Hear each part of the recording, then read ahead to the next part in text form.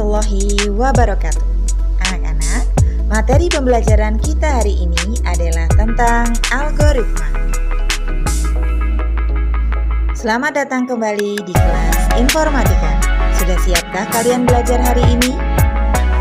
Jangan lupa untuk mencatat poin penting dari apa yang akan Ibu sampaikan.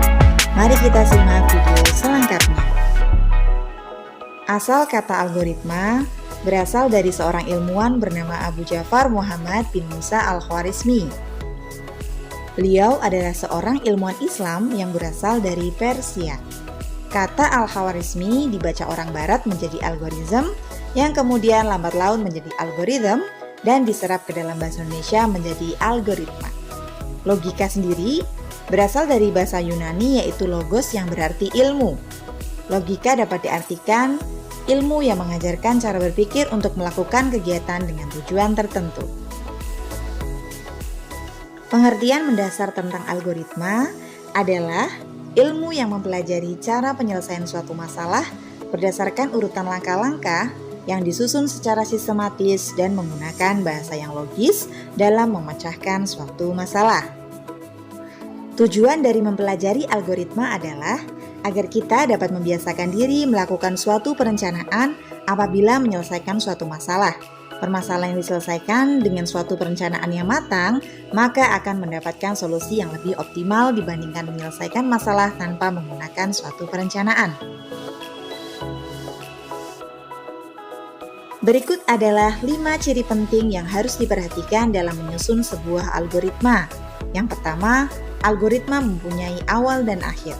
Yang kedua, memiliki instruksi yang jelas dan tidak ambigu, yaitu maksudnya setiap langkah harus didefinisikan dengan tepat sehingga tidak memiliki makna ganda. Yang ketiga, memiliki masukan atau input atau disebut juga dengan kondisi awal. Yang keempat, memiliki keluaran atau output yang disebut juga dengan kondisi akhir. Dan yang kelima adalah algoritma harus efektif, setiap langkah harus sederhana dalam waktu yang tidak terlalu panjang. Dalam penulisan algoritma tidak ada aturan baku terkait penulisan, yang penting mudah dibaca dan dipahami. Meskipun begitu, untuk menghindari kekeliruan terhadap notasi algoritma, notasi yang sering digunakan dalam menuliskan algoritma yaitu ada 2. Yang pertama adalah kalimat deskriptif dan yang kedua adalah dalam bentuk flowchart atau diagram alur. Lebih jelasnya, perhatikan contoh berikut ini. Contoh pertama adalah notasi algoritma yang dituliskan dengan kalimat deskriptif. Notasi penulisan algoritma menggunakan bahasa deskriptif dilakukan dengan menuliskan instruksi-instruksi yang harus dilaksanakan dalam bentuk kalimat deskriptif dengan menggunakan bahasa natural atau bahasa sehari-hari yang kita gunakan.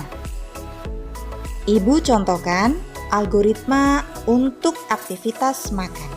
Masalah persoalan utamanya adalah makan. Maka kita akan membuat langkah-langkah yang dilakukan jika kita akan makan. Dalam penulisan algoritma menggunakan kalimat deskriptif, maka akan didapat langkah-langkah sebagai berikut. 1. Mulai. 2. Cuci tangan. 3. Menyiapkan peralatan seperti sendok, piring, garpu, dan lain-lain. 4. Mengambil nasi dan menaruhnya di atas piring. 5. Mengambil lauk dan menaruhnya di atas nasi. Yang ke-6 mengambil air minum. Yang ke-7 membaca doa. Yang ke-8 baru mulai aktivitas makan. Setelah selesai yang ke-9 kita akan mencuci peralatan makan dan kemudian selesai. Contoh kedua adalah algoritma yang dituliskan dengan bentuk flowchart atau diagram alir.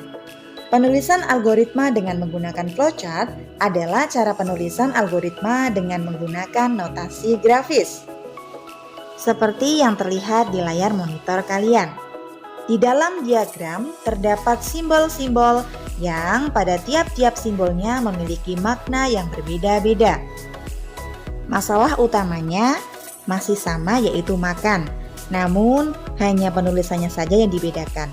Jika tadi dalam kalimat deskriptif kita menggunakan bahasa natural sehari-hari, dituliskan langkah per langkah, pada flowchart juga sama, dituliskan langkah per langkah, namun dalam bentuk bagan yang sambung menyambung menjadi satu dari awal hingga akhir.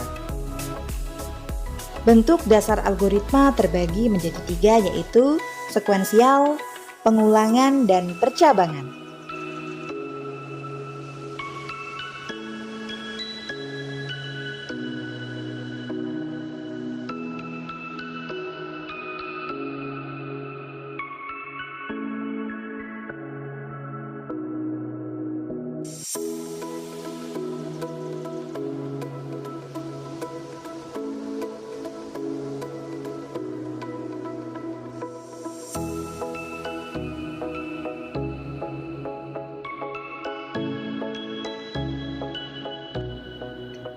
Demikian pembelajaran kita hari ini. Sampai jumpa pada pertemuan berikutnya.